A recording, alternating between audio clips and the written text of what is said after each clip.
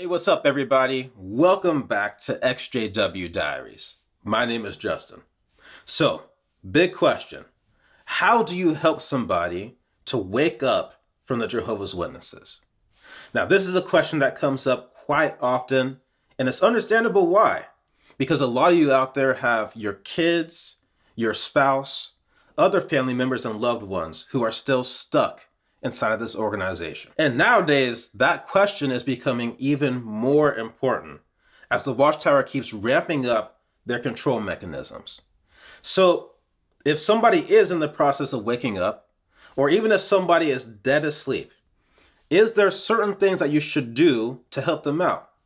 And is there certain things that you should avoid doing, which could stall their progress? That's what this video is all about. So I took some time to study my own story and some of the stories of other people that have gone through this waking up process. And from that, I came up with a list of some good tips to help somebody to wake up from the Jehovah's Witnesses and gain their life back. Now, in addition to that, I also noticed one very important key thing that seems to overlap in just about all of these tips. And that one important key thing seems to also be a very important factor in just about every person's waking up story that I come across, including my own. So I'll talk about that at the very end of the video. But I truly hope that this video will be helpful to those of you that still have family members, still have loved ones that are stuck inside of this organization. Hopefully these tips will help you to be able to help those people to wake up and gain their true freedom back. And as usual, if you have anything to add, please drop a comment below and let us know. So the first tip in helping somebody to wake up from the Jehovah's Witnesses is to use evidence against the Watchtower that can be easily proven without using apostate sources. This is because no matter how powerful the evidence may be, no matter how damaging it is to the Watchtower's reputation, if it's coming from somebody like me, who is a former Jehovah's Witness, no matter how true it is, all they will be hearing is apostate lies. Now, in my own story, this was a big reason of why the child abuse issue played a major part in helping me to be able to wake up. Because that's an issue that can be easily proven without using apostate sources. There's plenty of news articles out there, there's plenty of court documents out there, all proving that this is true. Around the time that I was waking up, you had the Candace Conti case happening here in the United States. And you also had the Australian Rail Commission investigation happening all the way on the other side of the planet. And I believe at that same time, there was also a case happening in Canada. And all of this showed me that this was a worldwide issue that had been happening for quite some time. Now that goes right along with the next tip, which is to use evidence that proves that the organization is not perfect. And this is a key one because another thing Jehovah's Witnesses learn early on and are reminded of often is that they are in a perfect organization ran by imperfect men. These words are very powerful because they can instantly stop the critical thinking process. They help to make the Watchtower into this unquestionable authority. So in my own story, the fact that the child abuse issue was happening worldwide just showed the true scale of the problem. This was not just a congregation level problem, this was an organizational level problem. And the fact that this issue has been happening for so long just shows that the organization is aware of it, but they're choosing not to do anything about it. Now that alone showed me that this was not a perfect organization. Because a true perfect organization, if one actually exists, wouldn't have these kind of issues. And if they did, and if they were a loving organization, as the witnesses claim to be, then they would make steps immediately to stop these issues from happening in the future. But instead, we see the Watchtower turn the other way and ignore these issues. We've seen that on the inside, the Watchtower repeatedly tells their members that these issues don't exist. This is all an apostate lie, attacks from Satan's media. And yet, the court documents, the news articles, they prove otherwise. Now, the next tip is don't directly attack their beliefs. This is because everybody has an ego. This is getting into something for a different video, but the ego, that sense of self, develops very early in our childhood. And if somebody was born and raised as a Jehovah's Witness, like many of them are, then that means that the Watchtower had a very big impact on the development of their sense of self. If you directly attack their beliefs, you also attack something that they feel is very core to who they are. And if you do that, you risk putting the ego into defensive mode. We don't want that. Because when the ego goes into defensive mode, the ego puffs itself up and tries to prove that it is right. Now, obviously, that's a big problem because you can't get through to anybody that's in that kind of mindset, who's trying to prove that they are right. But the other big risk that's even more important is you risk pushing them back further into the Watchtower. Because as the ego's trying to prove that it's right, it's also going to seek evidence that it's right. And the only place that it can get that evidence is within the organization. Now, the next tip is kind of a difficult one, but it's also very, very crucial in helping somebody to wake up from the Jehovah's Witnesses. And that is to separate Jehovah from the organization.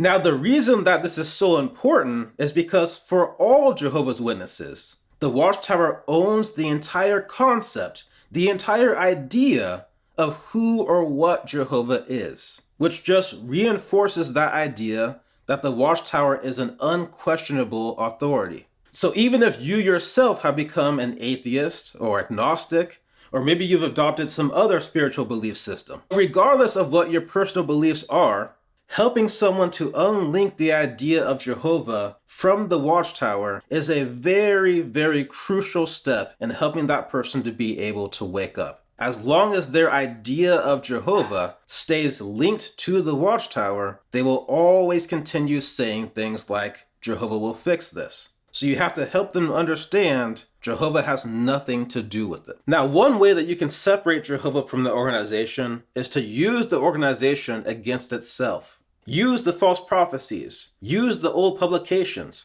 use their history. All of these can help to prove that the Jehovah's Witnesses have a very corrupt foundation. And once again, big shout out to one of my friends that's a former theology professor. This man has taught me so much about the Jehovah's Witnesses and their history, specifically about Charles Taze Russell. Now, one of the very interesting things that he taught me about Mr. Russell is that he did not believe that you had to belong to his organization to have salvation.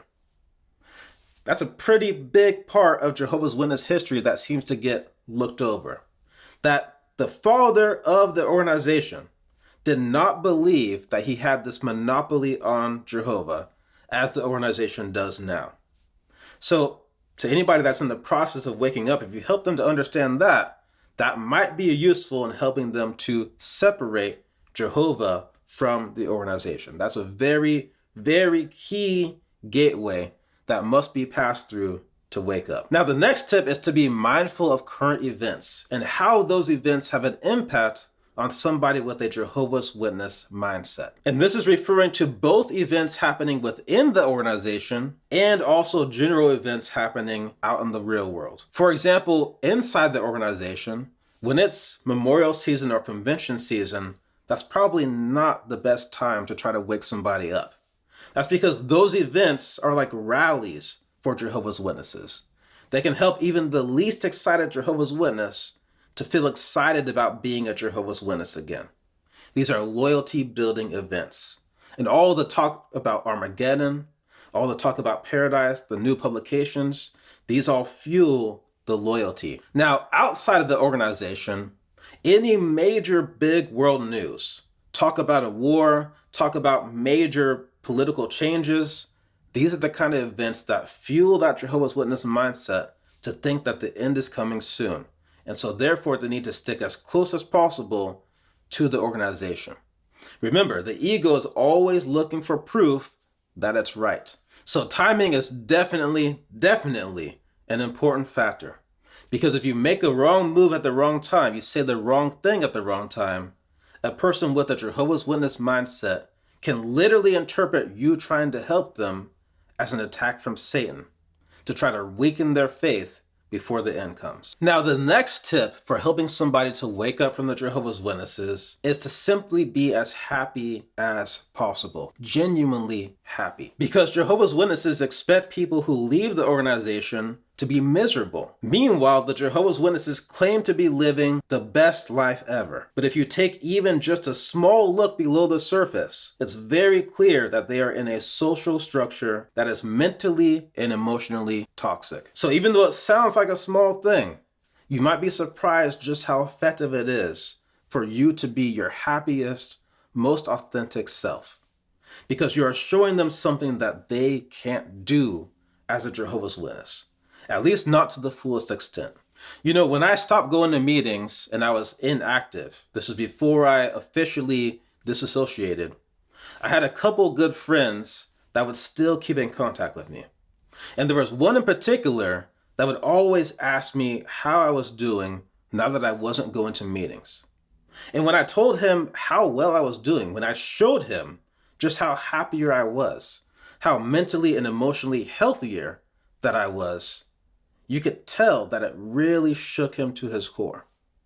So again, sounds like a small thing, but you might be surprised just how effective it is to just be as happy and authentic as possible. Now, the next tip is a very important one, which is to move slowly. The majority of people are not going to wake up all in one sitting. When Jehovah's Witnesses are studying with someone to help them join the organization, they typically move very slowly, introducing one teaching that builds upon the next. And when you're helping somebody to leave the organization, you kind of have to move in a very similar way. Break down these barriers one by one until they have their true freedom. Now, if you move too fast and introduce things that are too heavy too early, then you risk sparking up too much of that cognitive dissonance, which could cause them to recoil and go right back into the watchtower. Now, another big reason of why it's important to move slowly is because for the majority of people out there, at least the people that made the truth their own and really truly believed it, the process of waking up might be very traumatic for them. In fact, when I was going through counseling after I left the Jehovah's Witnesses, I'll never forget, my counselor said that what I was experiencing was an existential shattering. Just think about those words for a second. Existential shattering. That means you don't know which way is up anymore. You don't know what's true, what's false. You don't even know if you can truly trust yourself. This is why it's very important. Give people what they can handle at the rate that they can handle it. Now, the last tip is to help them to see examples of love and genuinely nice people that exist outside of the organization. You got to help them to stop seeing the world in this us versus them mentality that the Watchtower gives them. You have to help them to stop seeing people outside the organization as worldly people and to start seeing them as just people. Now, in my own case, this was definitely a very big aspect of helping me to get through that last hump of the waking up process, was to just start seeing people as people, my fellow human beings. And that's it. No labels over people, no judgment, because even though you may disagree with how they're living their life, even though you may disagree with where they ended up, the fact is, had you grown up the way they grew up, had you had their same exact experiences, you would probably be exactly where they are. So with that in mind, there's no reason to judge. The majority of people out in the world, just like the majority of people within the Jehovah's Witness organization, are genuinely good people. For sure, there's some bad apples out there. For sure, there's people out there that wake up every day and just want to spread pain to the world. But you know what? You can find those same exact people within the Jehovah's Witnesses as well. So regardless of any organization, there's always going to be good people and bad people. But the more you help these people to see that there are good people outside the organization, the more it will stick into their minds that you don't have to be a Jehovah's Witness to be a good person. And the more it will help them to question why a supposedly loving God would want to destroy all these people who are also just trying their best and trying to be the best people that they can be. So now let's briefly talk about that common factor that exists in almost all of these tips, and that exists in just about every single waking up story that I've come across, including my own. Maybe you've already guessed it, but it comes down to just one word: permission. That's what it's all about, is permission. If you ask me, the most important thing that you can do in helping somebody to wake up is to help guide them to a point where they can give themselves permission to begin to question the watchtower. Until they give themselves that permission, you're going to keep coming up against these brick walls. And the important thing is that they can only give it to themselves. All you can do is use these tips and many others that are out there to help them get to that point. But if you make that your objective, to help get them to the point where they can give themselves permission, which will be different for each person, then I think you'll have a much better chance of being able to help these people to wake up. In my case, what brought me to that point was, again, the child abuse issue. Because I have always loved kids. Because at a young age, I knew that I always wanted to have kids. And because growing up, I was the oldest of all my siblings, which means growing up, I always had to watch out for the younger kids. So all those factors put together helped that issue to be strong enough to reach my core, to help me get to that point where I gave myself permission to begin to question things. So with all that being said, I want to thank you so much for watching. Thank you so much for your time. Hopefully this video has helped you out in some way. Even if it's just one small thing that gives you an idea of how you can help someone to wake up from the Jehovah's Witnesses. But with that, I will catch you in the next one. Please take it easy on yourself. Peace.